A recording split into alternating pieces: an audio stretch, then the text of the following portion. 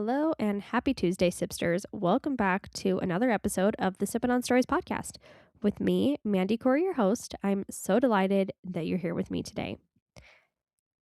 We are going to jump right into the episode. I told you last week, if you listened to our near-death experience episode, that this week would be along the same lines. I almost looped it into last week, but I decided to give Karma her very own episode where she talks about a time that she actually died. She did not have a heartbeat and eventually did come back to life. So she tells us how that all happened. She also had an experience during the time when she did not have the heartbeat, and she tells us about that. So I appreciate Karma coming on. So here she is for today's story.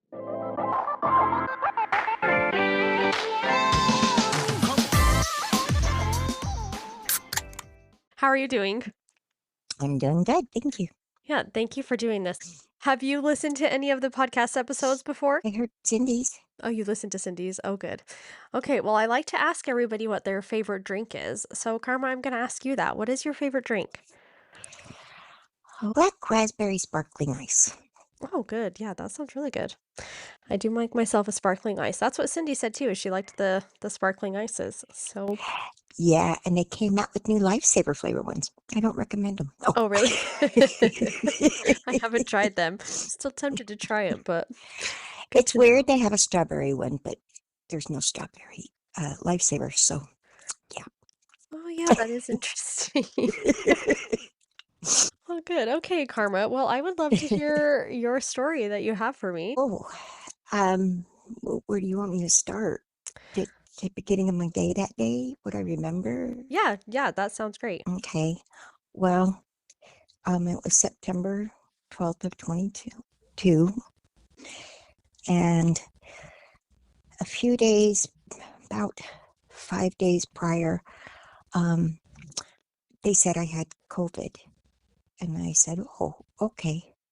And then I tested the day before and it registered negative. Oh. And so I was like, well, that's good. You know, it ran its course. I survived.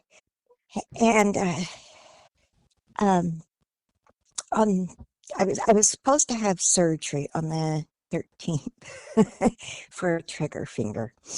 And I was like, well, do I cancel this? Because, you know, I did have COVID, but I'm still not feeling great. And then I didn't quite know. So on that morning, I got up, I drove my son over to work. I came back, I just kind of moped around the house a little bit here and there. I just wasn't feeling good. And I just kind of coped it up to just being exhausted from not feeling good. And so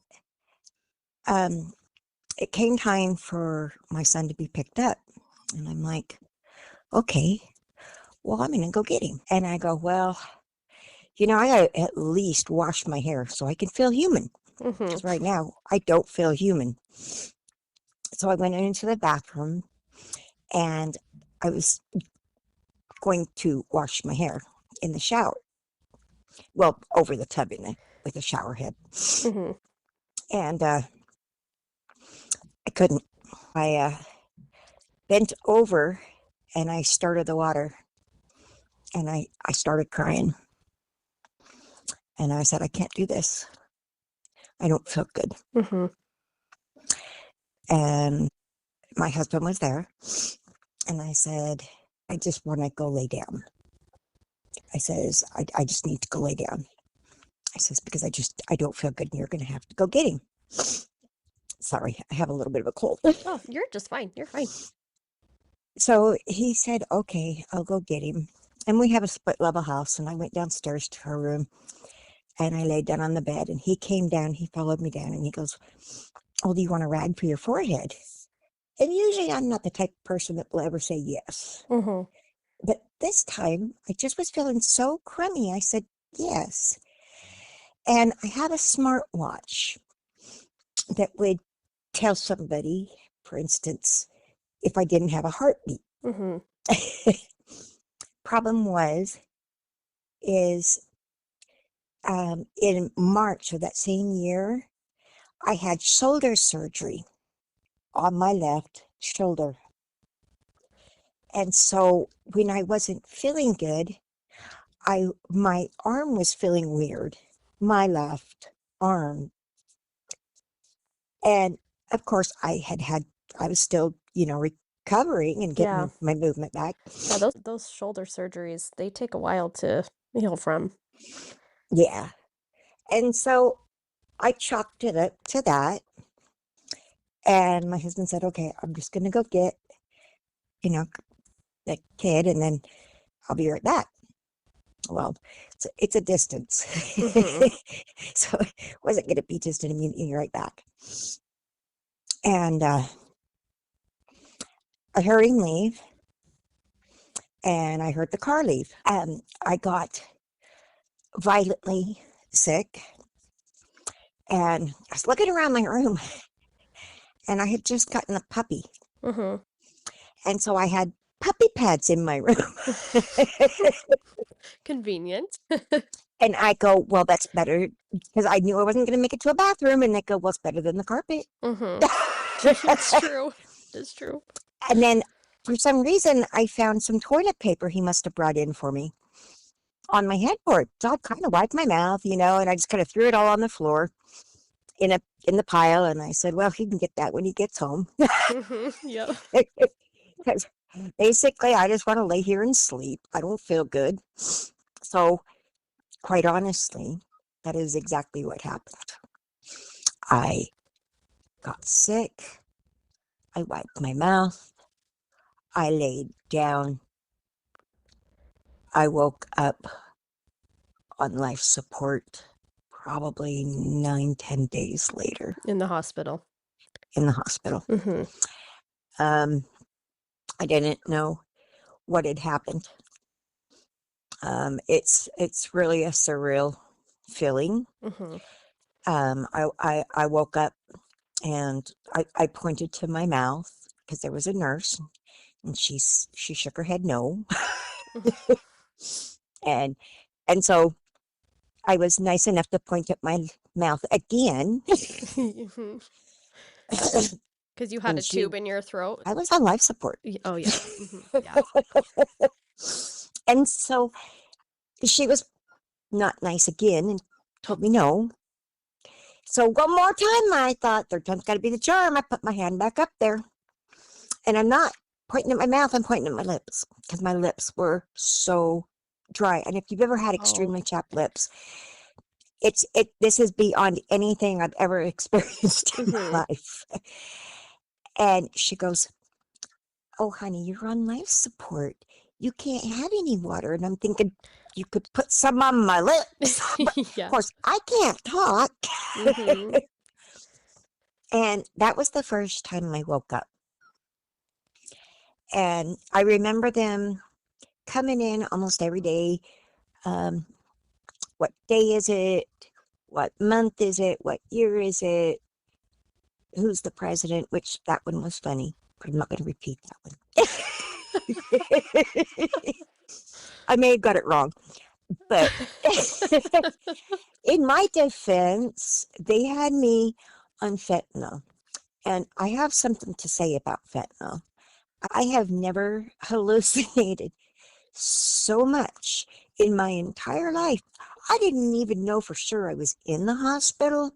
Really? So when they finally said, well, you're here because you had a heart attack, I went, right. Sure I did.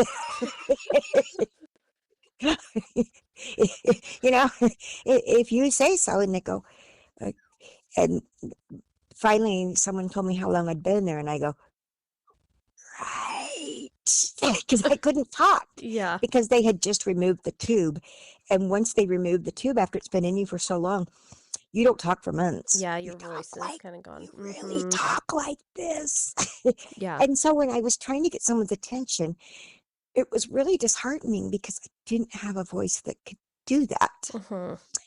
So yeah, they would come in and check on me, and I tripped out on fentanyl, and I did not have a good time. I never want to see that drug again.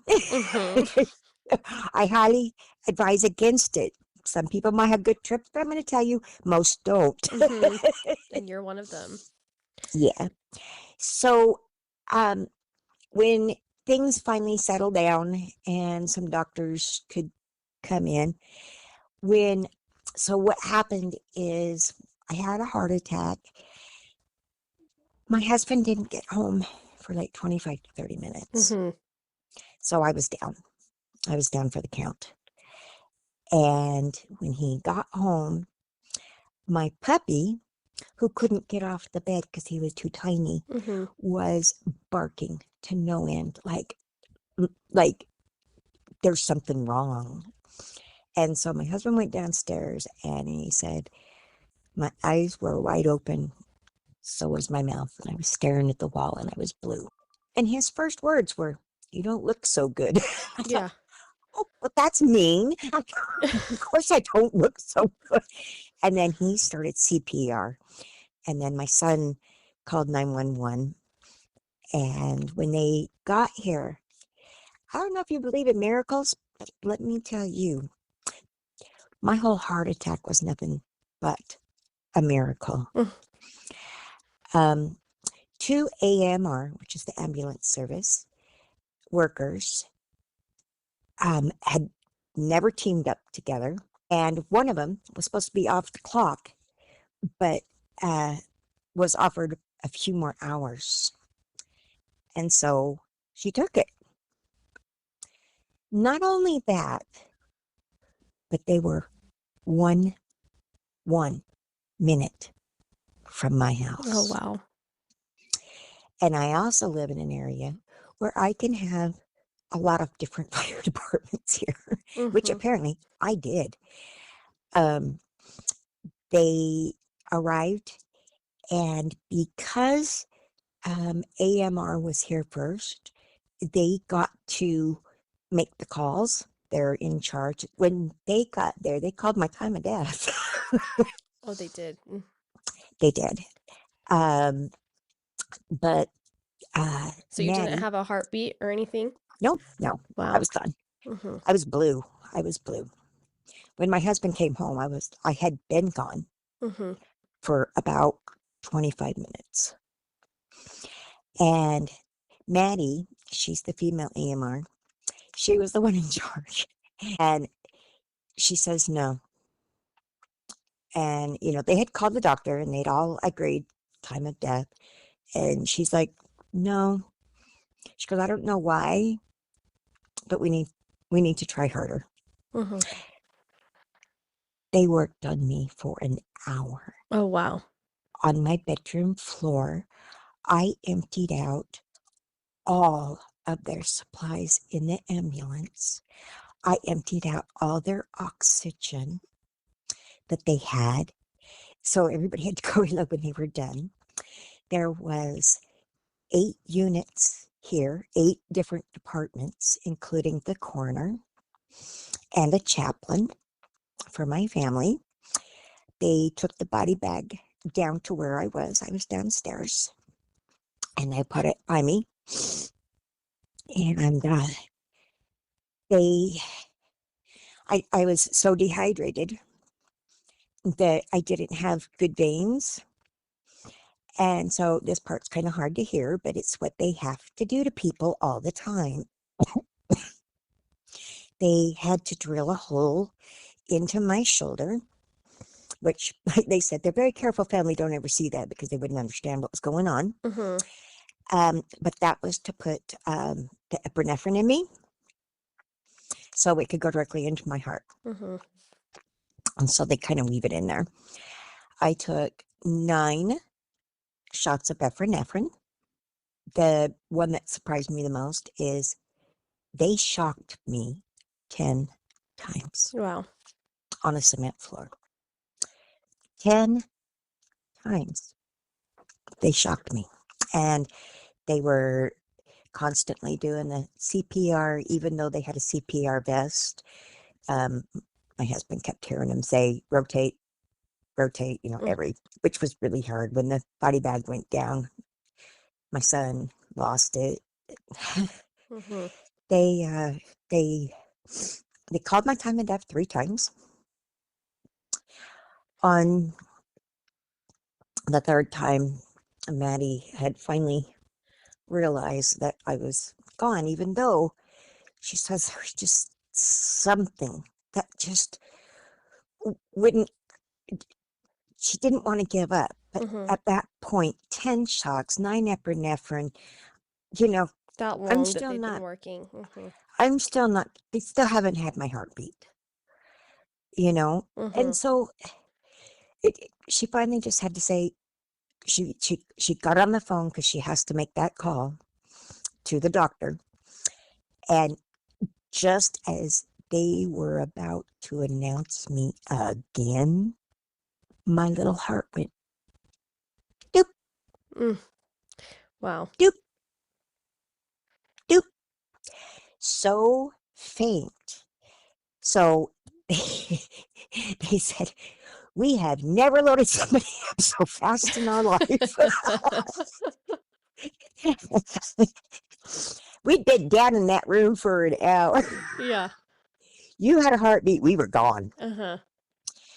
And Maddie said, I didn't know what to think because when we started to go towards the hospital, you started fighting me. And I went, huh? She goes, she goes, it was the adrenaline. She says, we really thought that you were deceased, Mm-hmm. but the adrenaline was, we figured that the adrenaline was keeping your heart until we got you in there. And then no one ever, they never suspected. So when they got me there, they immediately packed me in ice. And I says, good thing I was unconscious because I don't like being cold. Yeah, that would have been really cold. They packed me in ice. They had me set up for, prepared to be all ready to go for kidney dialysis. Mm-hmm. I'd been down for a long time, and they were sure that my internal organs may not, you know, be as good as Mm-hmm. they should be, or not there at all. And yet another miracle. My kidneys started working on their own. Wow, that is amazing. So now, yes, this is all a great story, but it's not all great though. So, um, so I did walk out of there, well, in a wheelchair after being beat on with those electric shocks. You don't even want to know what that does to your Oh, body. yeah, I'm sure. It does a lot. I couldn't even breathe without so much pain. Mm-hmm. And they didn't even break my sternum, and nobody broke a rib. I had a small fracture, but no breaks. Mm-hmm. They didn't bust my sternum after all that time. And so everybody was like, wow, you're a miracle. And they had this thing called an impella put in me. I think that's what it's called. And they put it down in your growing area, and it helps your heart stay beaten, I Mm-hmm. guess. And of course, I got mine out, and on my after you've had surgery, you got to go see him for the last time. So I went to see the guy that put it in me, and when he was done, he made me cry because he goes, I go, okay, well, thank you, and I went to leave, and he goes, I'd like to shake your hand, and I go, why? Mm-hmm.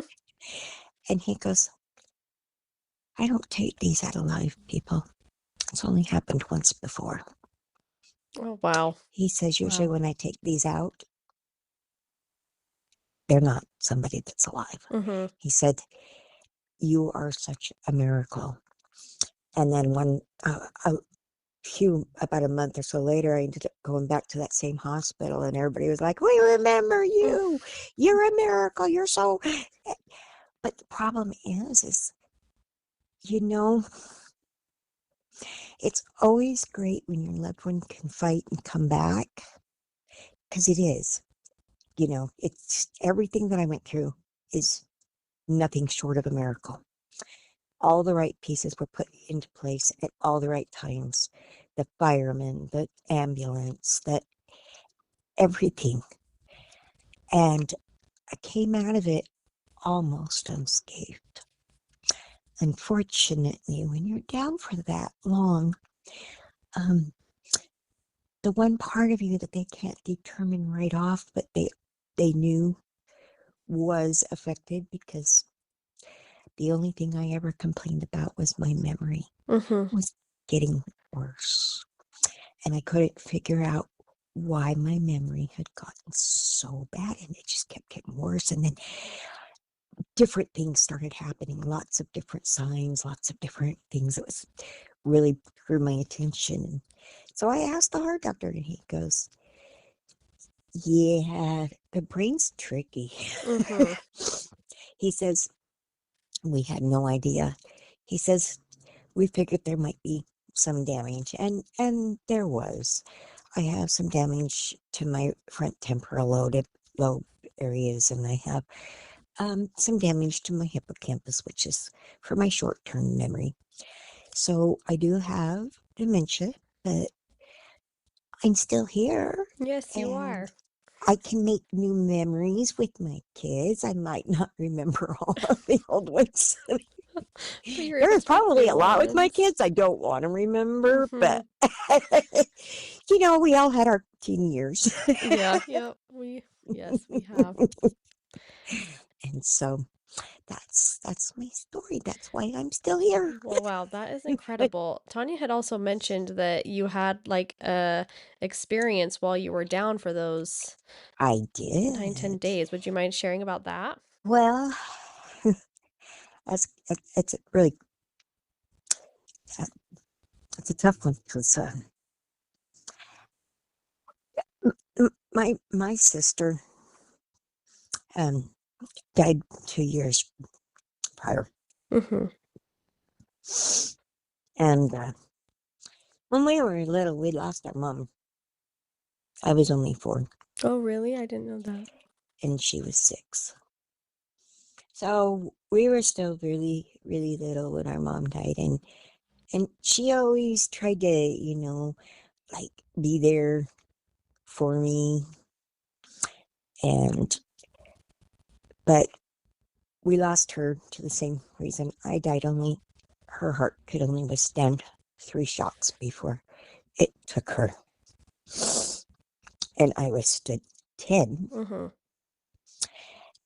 And but when we were little, you know how you point your finger at someone and you wave it up and down or whatever? Oh, yeah. Mm-hmm. We didn't do that. We always took our finger and moved it side to side. Never, not accusatory and pointing, so to speak, But more but shake. but to the side. Mm-hmm. Just one finger. When I was down, I knew for some reason that I was on my bedroom floor. I don't know in what events this all went down, when I realized how I realized, Mm-hmm. but it was almost like I could almost, I wasn't in me per se, but I wasn't really out. I don't really know where I was. Yeah, I'm sure that's hard to explain. But 2 people appeared in front of me, as though they were literally in my room. And the girl took her finger and went, no, no, no, no, no, And shook it back and forth. back and forth, not up and down. She shook it side to side. And I went, oh. And then it went away. And it was my father who had passed. And I thought it was my sister, but it wasn't. It was my mom. Oh. And I hadn't seen her since I was 4. I don't remember anything about her. I don't remember her face or anything, but till she appeared in front of me that day. That's really special. And for a long time, I thought it was my sister, but it wasn't. And I know that for all my heart. Some people think that I'm crazy and I couldn't have seen anything, but I saw what I saw. I stand by what I say, and what other people think really doesn't affect me. Yeah, it doesn't matter. So, so this is how it all goes. Yeah. Well, that is really amazing and what a really cool experience. I'm glad that you have that. Well, I mean, not the whole experience, I could obviously, have done that you without it. yeah, I was gonna say really not the whole experience, but maybe just that little part of it, that you had that little I mean, experience with your at mom. least I look at it as it at least gave me something to make it not hurt so bad. Yeah. No, this was an experience that Mm. there's really no words that can explain it all. Yeah, it's miraculous, really, the whole thing. You have your days when you're grateful, and you have those days when, unfortunately, you're not Yeah. as grateful. But it's because it's a long road back. Mhm. It has been, I am going on to my 4th year this year. So the September will be 4 years. Mhm. Well, And I'm still here alive and kicking. And well, it has been great to talk to you, and I really appreciate you telling this story to me. It was a I hope it really good doesn't story. sound bad. I'm not, Oh, no, not um, at all. because of my dementia, I don't get my words. And sometimes I talk in riddles and I don't know it. No, you delivered it very well, so Oh, not at all. thank you. Yes, yes. Um, All uh, right. Well, okay, well, you have a great night. Thanks again for doing this. you're welcome. Have a good night. You too. Bye, Karma. Bye bye.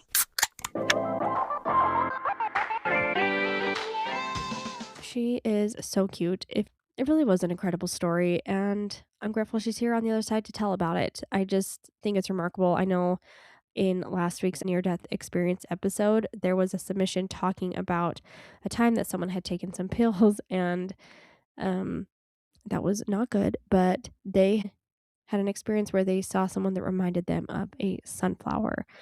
And then afterwards, years later, ended up finding this person in a picture and they're like, "Oh my gosh, that was the sunflower lady." And I just truly, truly believe that these things do happen. So when Karma was saying like, "Oh, some people don't believe me." I'm like, "No, like I believe you and it's powerful." And I just think it's a very like special and almost like sacred thing to have that experience. So again, I appreciated Karma coming on and telling that story to us.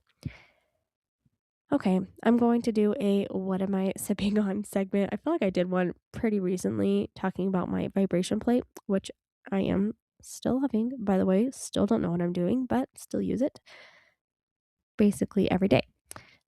But right now, I'm going to say I have been loving the Olympics, and I know by the time this episode goes out, the Olympics will have just concluded, but I just love them. I started thinking, like, I feel like the Olympics when I was a kid were a much bigger thing. And I think in the world we live in, where we have access to so much stuff on social media, we have 500 different streaming services that you can watch whatever you want. Whereas back in the day, it was like people had to be very intentional about watching the Olympics, and we had to know exactly when it was coming on so that we could watch it or could record it on our VCRs or whatever.